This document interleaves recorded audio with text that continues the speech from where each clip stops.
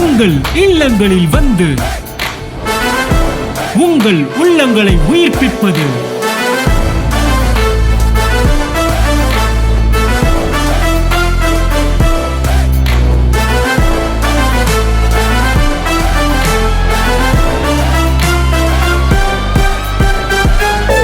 உங்கள் channel DJ.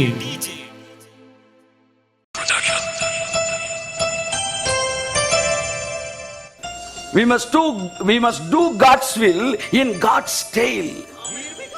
தேவ சித்தத்தை செய்ய வேண்டும், தேவனுடைய பாணியில் செய்ய வேண்டும், தேவனுடைய நேரத்தில் செய்ய வேண்டும். ஆமென்.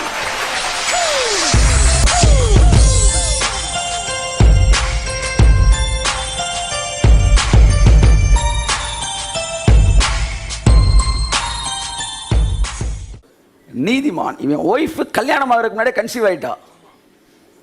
வேத வசனத்தின்படி கல்லெறிஞ்சு கொள்ளணும். ஆனால் என்ன சொன்னா, நியாயப்பிரமாணம் அப்படி சொன்னாலும் இவன் அப்பவே இரக்கத்தின் பிரமாணத்தில் இருக்கிறான். நியாயப்பிரமாணத்தில் விசேஷித்தவைகளாகிய இரக்கத்தையும் அன்பையும் நினைத்தான். வார்த்தை சொல்லுது அப்படிலாம் பேசல. வார்த்தை சொல்லுதுன்னு இவருக்கு தெரியும், ஆனா அன்பு அப்படி சொல்லல. அல்லேலூயா சொல்லுங்க. ஸோ என்ன நினைச்சான், ஒரு விஷயத்தை சீக்கிரட்டா ஹேண்டில் பண்ணணும்னு நினைச்சான். நான் உங்களுக்கு சொல்றேங்க, எதுவா இருக்கட்டும், இயேசு சொன்னார், உன் சகோதரன் உனக்கு விரோதமாய் பாவம் செய்வானால் நீயும் அவனும் தனித்திருக்கையில். கையை தட்டுங்க. இதெல்லாம் படிப்பாயினா என்னன்னு எனக்கு தெரியல. நீயும் அவனும் தனித்திருக்கையில். அப்ப வேற யாராச்சும் இருந்தா என்ன சொல்லணும், கொஞ்சம் வெளியே இருங்க, நான் பேசணும். நீ வாப்பா.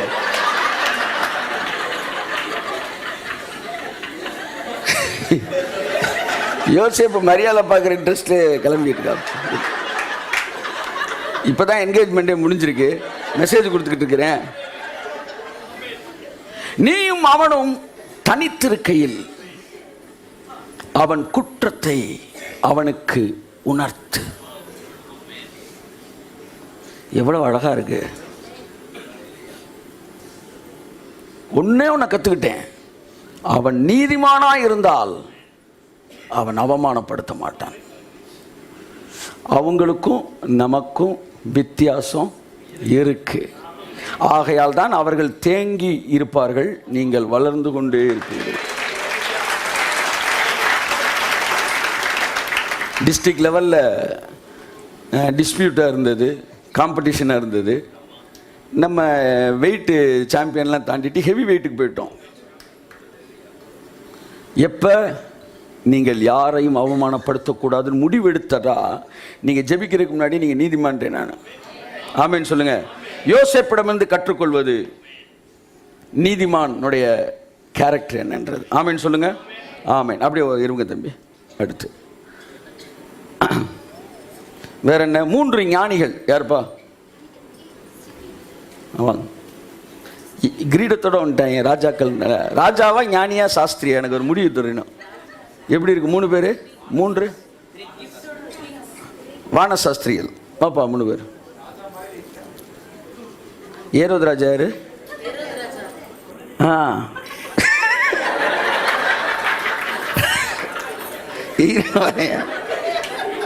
இவர்களிடமிருந்து கற்றுக்கொள்வது என்ன? இவங்க 3 பேர் என்ன பண்ணாங்க தெரியுமா உங்களுக்கு? இங்க வாங்க பாப்பா. ராஜா பிறப்பாருன்னு சொன்னாரு. உடனே நேரம் எங்க போயிட்டாங்க? அரண்மனைக்கு போயிட்டாங்க. அங்க போய் ராஜாவங்க இங்க இந்த குளத்தை காணும்னு மாதிரி தேடிட்டு இருக்காங்க.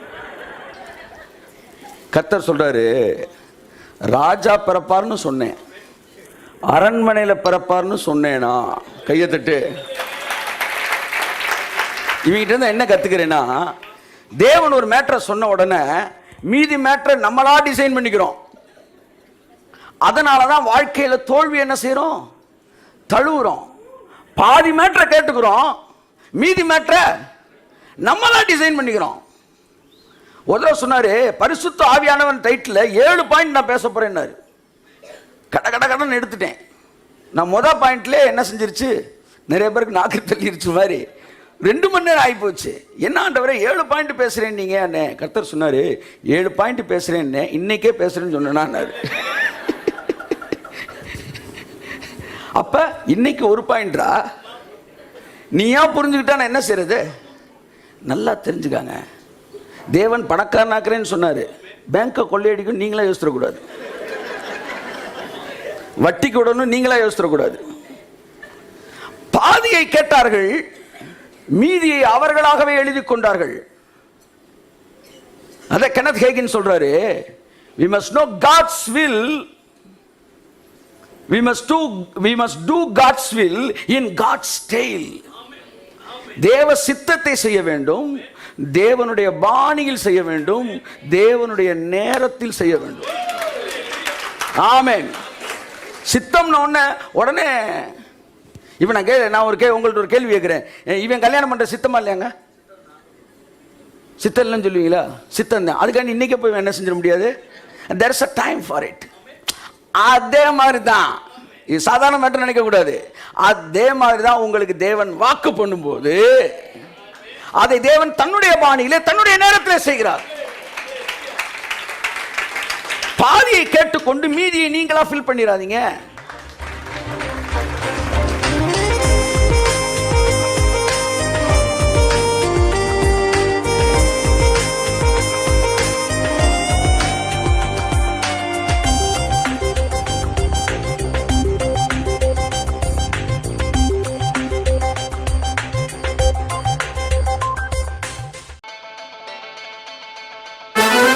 உங்கள் இல்லங்களில் வந்து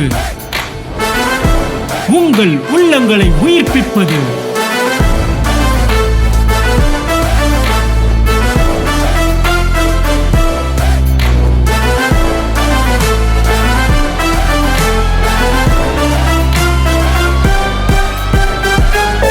உங்கள் சேனல் டிஜே.